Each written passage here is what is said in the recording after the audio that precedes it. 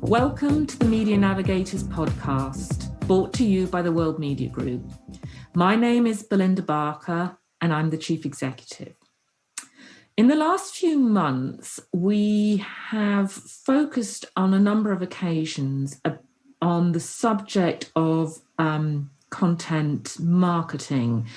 Today, we're focusing on a particular area of content marketing. In fact, it's possibly really better described as the sister or cousin of content marketing, depending on which way you view it. In the 15th podcast, we were talking about measurement. Podcast 18, we were talking about the awards, and 21 around brand partnership. The area we're talking about specifically today is advocacy communications. And in truth, I really didn't know a great deal about this until I first spoke to Molly Fluet. She's the Executive Director of Media Solutions at Politico Europe. Welcome, Molly. Hi, how are you? Very well, and you? Good. Happy to be here. Brilliant. Before we get into more depth into advocacy communications, I would like to talk to you a little bit more about Politico Europe, because I don't think many of that's not fair, but they might not be as familiar with you as a media brand as other brands. You in some ways are almost a new kid on the block, even though you have been around since 2007. Mm-hmm. But compared to the other brands in the Bloomberg Media Group, many who've been around for over 100 years, you are relatively new to this community.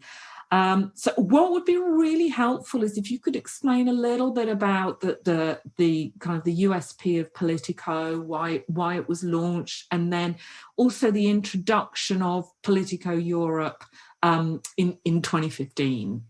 Yeah, happy to. Excited to talk about this.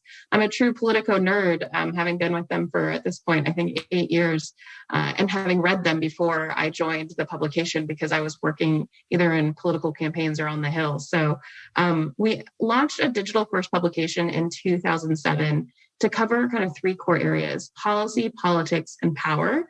That seems like something that everyone would be covering, but what we realized was there was a white space within power centers globally to really focus on these particular topics. And there was no group kind of dedicated to shining a true light on what was occurring within the halls of power, really to make sure that transparency was critical. And we wanted to be there with strong, actionable, and nonpartisan journalism. And so we did that and quite successfully launched quickly in 2007. And then in 2015, after having been in DC, we joined forces with Axel Springer, which is the Europe's leading digital publisher based in Germany, to create Politico Europe and to focus and to launch in Brussels.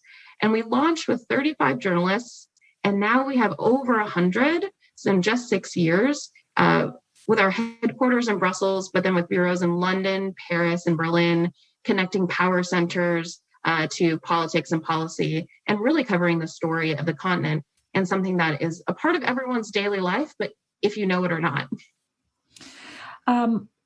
So you've grown very rapidly, but you have a very, you're talking about power and politics. So who is it that's consuming you most, and kind of where in the world are they most likely to be based? Yeah, so our kind of core audiences are three big buckets. So you've got policymakers, so truly elected officials, those who are on the ground in legislation, and legislators who are making laws. Then you have kind of stakeholders or political stakeholders, or what we call policy formers, anyone around that policymaker. So that could be public affairs professionals, that could be think tanks, NGOs, corporate businesses, even C-suite business executives could be considered influencers within this realm because they have a voice and they want to be heard. And they're also incredibly tuned into what's occurring within this industry. And then we have opinion formers. So other media are reading Politico every day to truly get their hands around what's happening within policy and the macro political world. Other opinion formers that we would think of are also local stakeholders, mayors, local influencers who are tapped into those policy initiatives.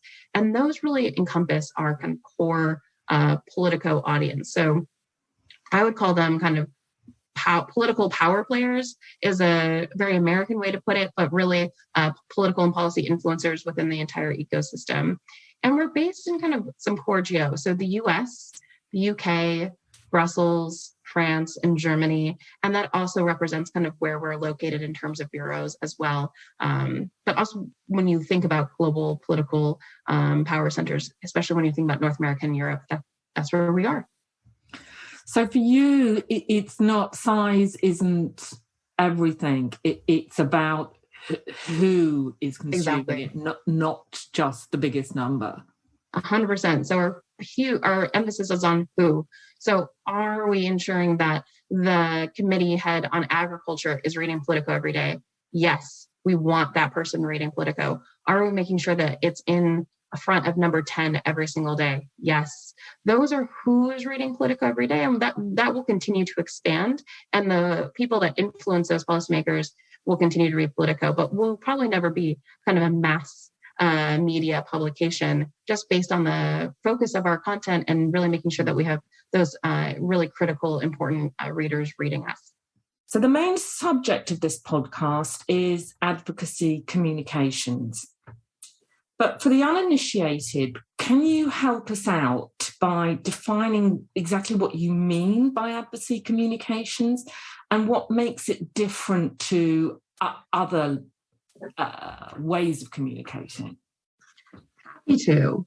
So advocacy communications is the communication strategy that brands deploy when a piece of legislation or file is released that would impact them or their industry.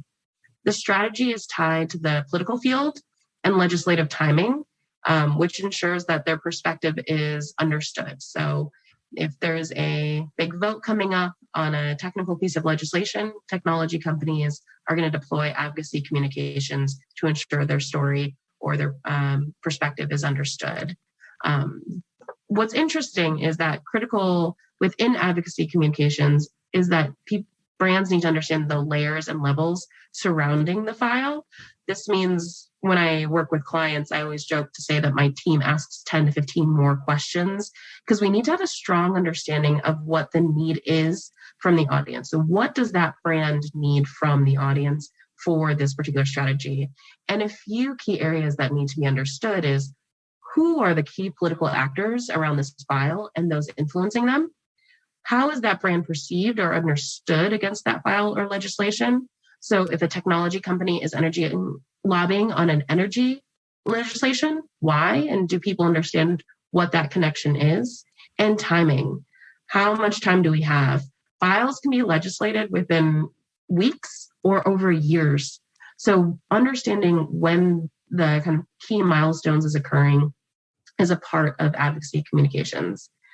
The strategy for advocacy communication also does not happen in a solo. It's not happening kind of alone. The same way that politicians don't make a vote by themselves just because they read one thing. This strategy is done because there's multiple different teams involved. So you have a public affairs team, which is really the boots on the ground. That is the team having meetings and talking with this audience and really priming and educating them to understand the brand's position and what and how the legislation can impact the industry. Then you have the communications teams who are working on that earned and owned level to ensure that key messages are going through, but to also unpack complicated issues to ensure that the public affairs teams have what they need for their meetings and that other outside media is getting that information. And then last, Politico is coming in to help with paid media. Paid media is the air cover to ensure that we're providing or that brand is providing additional context and frequency to critical power players. So it's a really interesting type of strategy that has multiple layers and levels to it that may not be quite as well understood outside of politics, but it's something that's frequently done in power centers all over the world. And it's a bit wonky. It can be nerdy for sure, but it's interesting because these complicated policies impact our daily lives and definitely impact brands that are working on them. So it's critical to our overall ecosystem. So what I'm hearing from you is you have to have a much more long-term strategy when you are considering advocacy communications. The political stakeholders, but they are essentially human beings, and communications in some respects will work in the same way. But I'm guessing that when you're in that kind of mode, if you're a political influencer and you're not in your how am I going to shop for my watch or my this or my that or the other, but I'm in my influencing mode, are there different ways that you need to communicate with them? I mean, should you be thinking about different forms of content? The frequency is different. The timings are different. What are the kind of the key elements that you should be considering when you're trying to impact them in that state, in that mode of time? Correct. So when a policymaker or a political stakeholder or an influencer is in that mode, they're collecting facts and figures. They're trying to understand the entire world. And when we're working with end of groups, we like to lay out a few key things. One is something that I talked about earlier, which is politicians aren't making decisions alone. So for brands, they need to understand the entire kind of ecosystem around them. So they rely on organizations and individuals they trust to make informed decisions. That can be their teams, their peers, other experts, so think tanks, NGOs, groups that are providing them with hopefully or maybe non-biased information, but what their perspective is. They're also reading media and social content like every other consumer. But when they're reading it, they're probably collecting it for kind of building out their fact file. And they're also speaking to home governments and constituents. These are still, many of them are elected individuals, and they need to be looking at the overall system, that why they were elected. So all of those individuals, all of those actors also are part of that world. And so when we're planning a strategy, we can't say, well, the three policymakers that you're trying to impact, we'll just target them. We have to think about that entire world around them, because that makes a stronger advocacy campaign. And all of those groups may consume content differently. So you also want to make sure that you're creating something that's much more integrated so that you're reaching those groups where they are. The second tip that I always think about is by the day that they're voting, they have already made their decision. Many groups think, I'll just run the week of the vote, I'll run a lot of media and that will help us out. That probably will not, because that decision has already been made. Now, legislation can happen,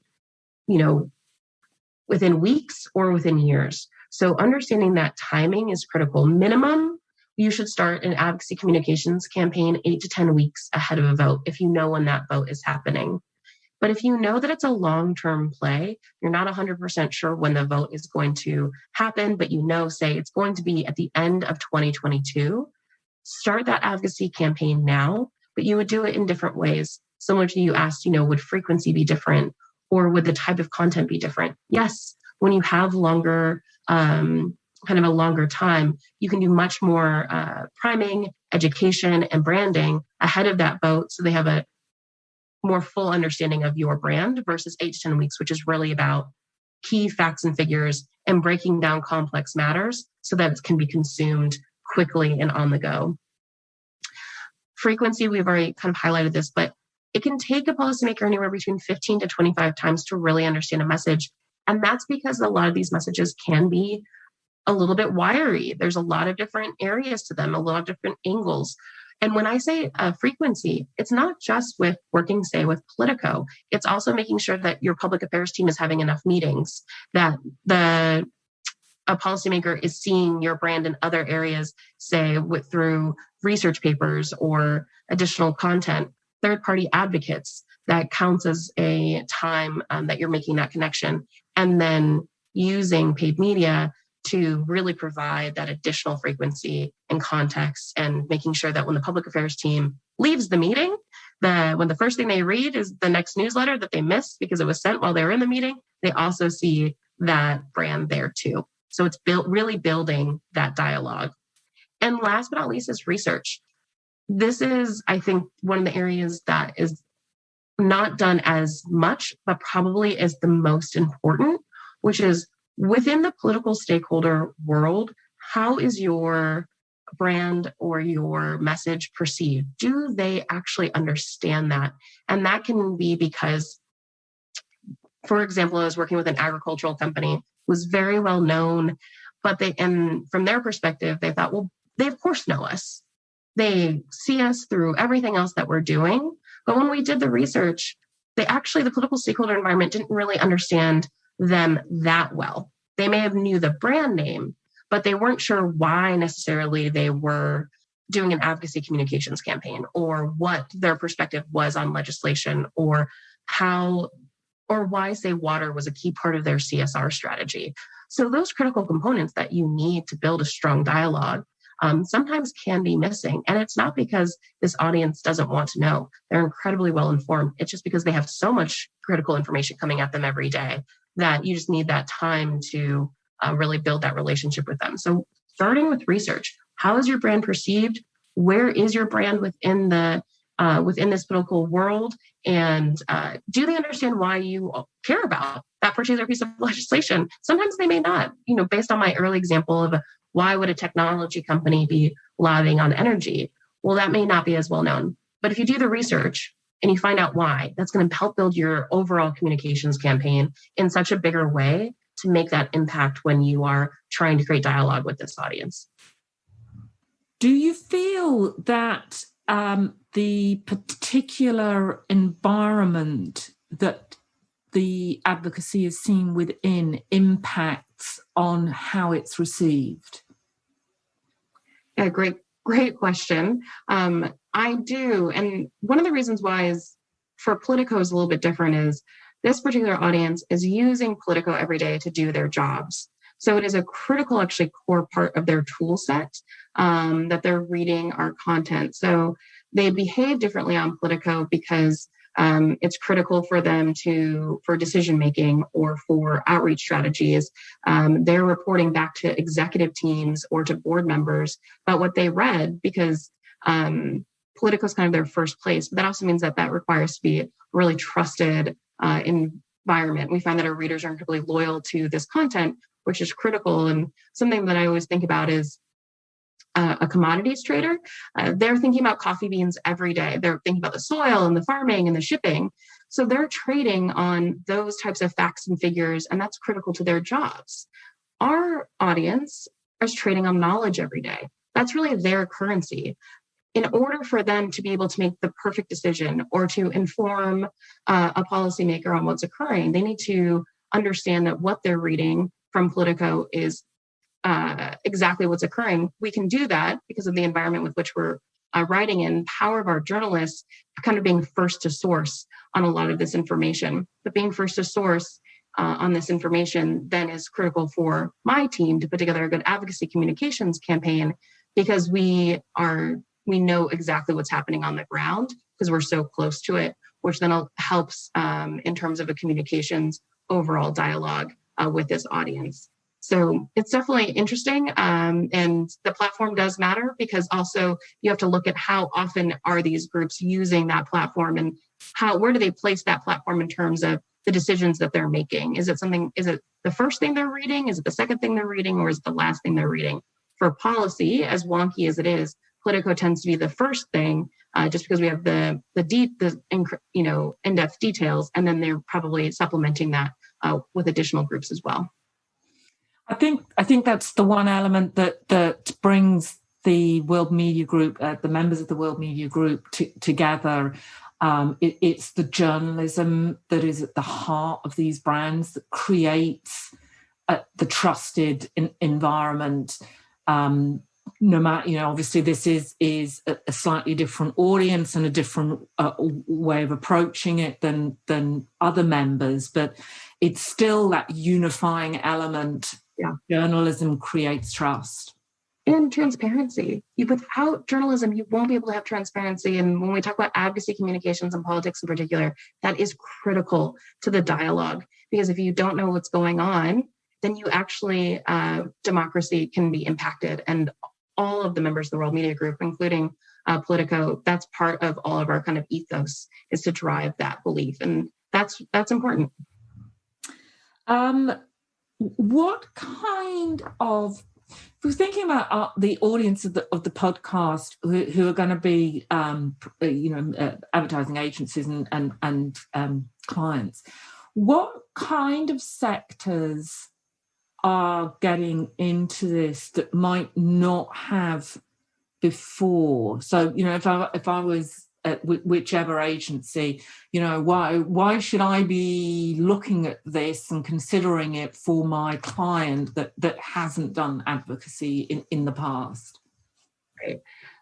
So most groups that are highly regulated are already involved. So think healthcare, farming. They have been players within this for a long time because it's always been part of the makeup of their organization.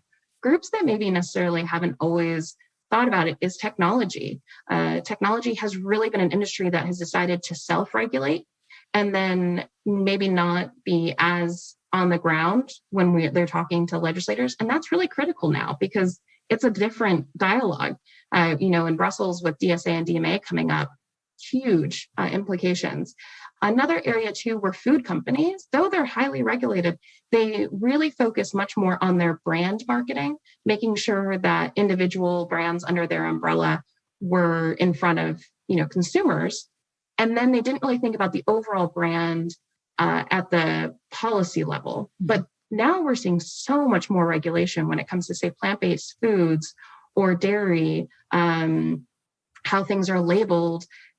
Because there's a shift towards a more healthier system, because of that, they now have to be paying attention to it. And they need to talk as kind of one brand, not amongst lots of different brands.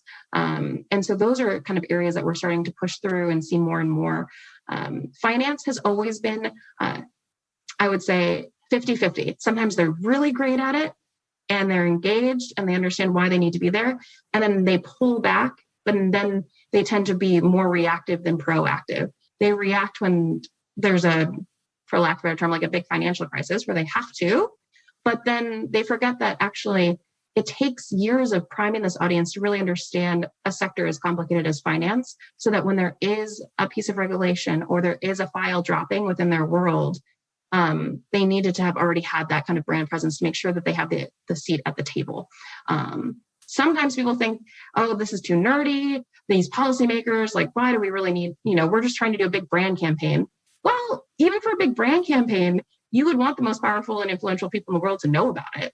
And they care about it. They want to know what brands are doing. They think it's fascinating to understand what CSR is. And also that's because of the evolution of CEOs becoming more popular than politicians. And that's kind of recent. So if all of a sudden a CEO is going to get more viewability, politicians are going to care about it, and then vice versa. So the worlds start playing into each other really beautifully, but you do need to have that forward-looking view to prepare and to advocate for that. To help illustrate an advocacy campaign, it would be really helpful if you could share an example. You can debrand it, but just particularly about, over time, what the different elements are and what the results of it have been. Yeah. So I'm going to get really wonky. I'm going to talk about Amendment 171 from last year. Okay, very exciting stuff. Okay, well, yeah, but it's actually a regulation that we're all familiar with. What it did is it was seeking to prohibit the imitation of dairy products on plant-based foods. So so you can think of kind of all of the different businesses that are plant-based or that are dairy that are competing for the same market share, and now they're talking about branding. And that is what Amendment 171 was really about how is this going to be perceived and who can use what terminology and names. So both industries are really paying attention to it. And once again, it's a pretty wonky issue. So we worked with a few different groups on Amendment 171. And what we really initially recognized when we started talking to all of them is that you needed to break this topic down as simple as possible ahead of the vote. And the reason why is it's complicated, right? If you're talking about imitation or evocation of dairy products, like what does that actually mean? And why does a larger group care about it? So we looked at this. We also looked at how well our audience believed and understood the issue on either side. And we recommended first a priming and branding campaign. So to kick off your advocacy campaign, to lay out what this is, why it's important, and what do you want from this audience. And really in the most simple of terms, because what was happening is a lot of these groups were presenting massive research papers, but no one has time always to read a 100-page white paper. So break it down, branding, advocacy, or branding and education, usually through content or through newsletter plays, which give brands more time over a week to kind of talk about their story by doing inserts in our newsletters. And then once we kind of get through that first initial, I would say 2 to 3 weeks of like a 10-week campaign of branding and priming, we assess where is everything at? Do they have a better understanding? And now it's time for frequency. So your teams, your public affairs teams are on the ground talking about Amendment 171 every day. Your communications teams are doing their side of the work. Now we need to give you additional frequency to ensure that they understand what this is for and how they need to vote. And now that is a true digital play, making sure that creative is clear, focused call to actions that are fact-based, running in a strong share of voice across that time, leveraging audio and podcasts in particular to make sure that there is that in-ear resonance, and then making sure that we're using, once again, Politico's kind of famous for our newsletters, using newsletters on specific audiences to keep up that frequency. And then usually in somewhere in between them, we do run another brand piece, which is much more specific to the issue, so that people who are now like, I'm engaged, I kind of understand what this is about, tell me more about the particulars, can then find that information as well on Politico and get more informed. So you always want to make sure that all of those factors are playing so that the day of the vote, everyone already has made up their mind. Though I'll always recommend some media the week of the vote because it's critical to keep that brand in front of them. They're going to be on their phones, that you need to remind them, hey, we're here. But probably just doing one thing the week of the vote it won't be as impactful. So you really need to think about branding and content along with true media frequency and amplification. And depending on how long we have for the campaign, sometimes an event will work depending on the topic. So those are some of those kind of core tactics that we would leverage overall. Interesting. That's more integrated than I was anticipating. And you're able, well, I guess that the result is the vote, passed or not. So yeah, you've got a very clear way of measuring that one. Yeah. Okay. Well, politics have become much more kind of visible and top of mind, I guess, in the last year. Well, maybe more than that. You know, Trump and Brexit and Boris and everything, pandemic, who's making what rules about this, that, and the other. The emphasis on advocacy communications. I know you've said it's going to grow, but are you you willing to put any predictions in place? How you think it's going to be over the next comparable 12 to 18 months?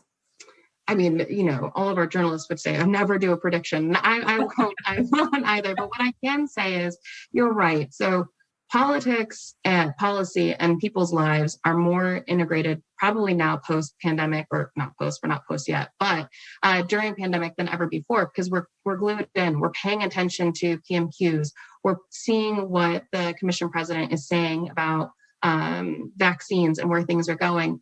But that also means that during COVID, a lot of files were tabled so that they could focus on the health crisis, and they kept the EU Green Deal and some tech legislation moving forward. But post COVID, and when we start going to recovery, there are hundreds of files and regulations and amendments that people are going to want to bring back onto the table, because now they can focus on something else, which means that advocacy communications is going to grow, because everyone is going to be trying to break through the clutter to say, we'll pay attention to chemicals, pay attention to offshore wind energy, pay attention to local recovery and rebuilding, pay attention to roads and infrastructure. So everything that maybe was fishing. Yes, exactly. I love a good homepage takeover with fish. One of my favorite things on Politico. You give me a good agriculture campaign and we see cows everywhere. But it's true. All of these things are going to come back. And quite candidly, advocacy communications this is maybe not the best example in the world, but it's kind of like going surfing. If you're on a surfboard and you're trying to catch the next best wave, you have to look out into the horizon and track the waves to understand what's coming and how you're going to prepare yourself to then position yourself to catch the wave before it breaks. So working with Politico, and one of the things that our journalists are really great at is looking ahead. What is coming? So if you're reading Politico every day and you're understanding, well, for us, tech regulation could really be a dismantler, it could be a disruptor to our industry. Well, then you need to start preparing now with the understanding that post-COVID, in 18 months, everything's coming back onto the table and will be re-legislated or changed. So if you don't start talking about your brand now, your thought leadership now, your CSR now, you're going to be in a world of hurt in 18 months when you actually do need to say, hey, we like this or we don't like this.